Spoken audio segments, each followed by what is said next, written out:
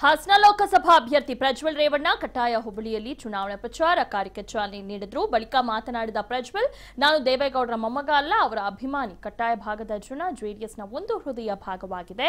ನಮ್ಮನ್ನು ಸದಾ ಆಶೀರ್ವದಿಸಿ ನಮಗೆ ಬೆಂಬಲ ನೀಡಿ ನಮ್ಮನ್ನು ನಿಮ್ಮ ಸೇವೆ ಮಾಡಲು ಅನುವು ಮಾಡಿಕೊಡುತ್ತಾ ಬಂದಿದ್ದೀರಿ. ನನಗೆ ನನ್ನ ಕೆಲವು ಹಿರಿಯರ ವಿರೋಧ ಪಕ್ಷದ ಅಭ್ಯರ್ಥಿಯ ಬಗ್ಗೆ ಟೀಕೆ ಮಾಡುವ ಮೂಲಕ ಮತ ಕೇಳುವ ಕೆಲಸ ಮಾಡಬೇಡ. ನಿಮ್ಮ ಅಭಿವೃದ್ಧಿ ಕಾರ್ಯಗಳನ್ನು ಮುಂದೆ ಇಟ್ಟು ಜನರ ಮುಂದೆ ಹೋಗು ಎಂದು ಹೇಳಿದ್ರು. ಕಾರ್ಯಕ್ರಮದಲ್ಲಿ ಲೋಕೋಪಯೋಗಿ ಸಚಿವರಾದ ಎಚ್.ಡಿ. ರೇವಣ್ಣ, ಕಡ್ಡಾಯ ಅಶೋಕ್, ಮಲ್ಲಿಗೆವಾಳು, ದ್ಯಾವಪ್ಪ, ಸಕಲೇಶಪುರ ಶಾಸಕರಾದ ಎಚ್.ಕೆ. ಕುಮಾರಸ್ವಾಮಿ ಸೇರಿದಂತೆ ಹಲವು ಮುಖಂಡರು ಭಾಗಿಯಾಗಿದ್ದರು.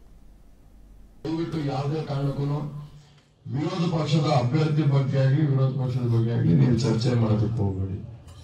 ಇವತ್ತು ನಾನಿದು ಮೊದಲನೇ ಬಾರಿ ಕೇಳ್ತಾ ಇಲ್ಲ. ನಾನು ಎಷ್ಟು ಅರ್ಥೈಸ್ತಾ ಇದ್ದೀನಿ ಅಂದ್ರೆ ನಮ್ಮ ಸಿದ್ಧಾಂತಗಳು ಏನಿದೆ, ನಮ್ಮ ಪದ್ಧತಿ ಏನಿದೆ ಅನ್ನೋದ್ರ ಬಗ್ಗೆ ಚರ್ಚೆ ಮಾಡಿದ್ದೀನಿ.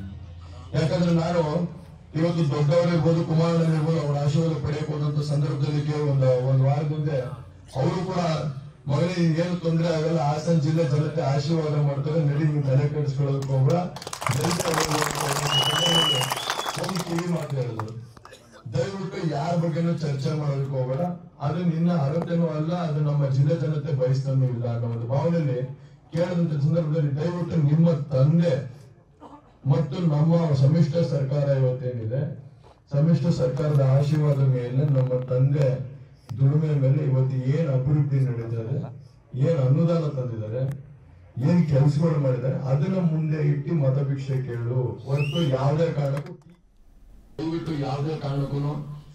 ವಿರೋಧ ಪಕ್ಷದ ಅಭ್ಯರ್ಥಿ ಬಗ್ಗೆ ಆಗಲಿ ವಿರೋಧ ಪಕ್ಷದ ಬಗ್ಗೆ ಆಗಲಿ ನೀವು ಚರ್ಚೆ ಮಾಡೋದಕ್ಕೆ ಹೋಗಬೇಡಿ. ಇವತ್ತು ನಾನಿದು ಮೊದಲನೇ ಬಾರಿ ಕೇಳ್ತಾ ಇಲ್ಲ. ನಾನು ಎಷ್ಟು ಅರ್ಥೈಸ್ತಾ ಇದ್ದೀನಿ ಅಂದ್ರೆ ನಮ್ಮ ಸಿದ್ಧಾಂತಗಳು ಏನಿದೆ, ನಮ್ಮ ಪದ್ಧತಿ ಏನಿದೆ ಅನ್ನೋದ್ರ ಬಗ್ಗೆ ಚರ್ಚೆ ಮಾಡಿದ್ದೀನಿ. ಯಾಕಂದ್ರೆ ನಾನು ಇವತ್ತು ದೊಡ್ಡವರಿರ್ಬೋದು, ಕುಮಾರನಿರ್ಬೋದು, ಅವರ ಆಶೀರ್ವಾದ ಪಡೆಯಕ್ಕೆ ಹೋದಂತ ಸಂದರ್ಭದಲ್ಲಿ ಒಂದು ವಾರದ ಮುಂದೆ ಅವರು ಕೂಡ ಮಗನಿಗೆ ಏನು ತೊಂದರೆ ಆಗಲ್ಲ, ಹಾಸನ ಜಿಲ್ಲೆ ಜನತೆ ಆಶೀರ್ವಾದ ಮಾಡ್ತಾರೆ, ನಡಿ ನೀವು ತಲೆ ಕೆಡಿಸ್ಕೊಳ್ಳೋದಕ್ಕೆ ಹೋಗ್ರ ಕಿವಿ ಮಾತು ಹೇಳಿದ್ರು.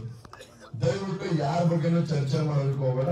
ಅದು ನಿನ್ನ ಅರ್ಹತೆನೂ ಅಲ್ಲ, ಅದು ನಮ್ಮ ಜಿಲ್ಲೆ ಜನತೆ ಬಯಸ್ತಾನೂ ಇಲ್ಲ ಅನ್ನೋ ಒಂದು ಭಾವನೆಯಲ್ಲಿ ಕೇಳಿದಂತ ಸಂದರ್ಭದಲ್ಲಿ ದಯವಿಟ್ಟು ನಿಮ್ಮ ತಂದೆ ಮತ್ತು ನಮ್ಮ ಸಮ್ಮಿಶ್ರ ಸರ್ಕಾರ ಇವತ್ತೇನಿದೆ, ಸಮ್ಮಿಶ್ರ ಸರ್ಕಾರದ ಆಶೀರ್ವಾದ ಮೇಲೆ ನಮ್ಮ ತಂದೆ ದುಡಿಮೆ ಮೇಲೆ ಇವತ್ತು ಏನ್ ಅಭಿವೃದ್ಧಿ ನಡೀತದೆ, ಏನ್ ಅನುದಾನ ತಂದಿದ್ದಾರೆ, ಏನ್ ಕೆಲಸಗಳು ಮಾಡಿದ್ದಾರೆ, ಅದನ್ನ ಮುಂದೆ ಇಟ್ಟು ಮತಭಿಕ್ಷೆ ಕೇಳು. ಹೊರತು ಯಾವುದೇ ಕಾರಣಕ್ಕೂ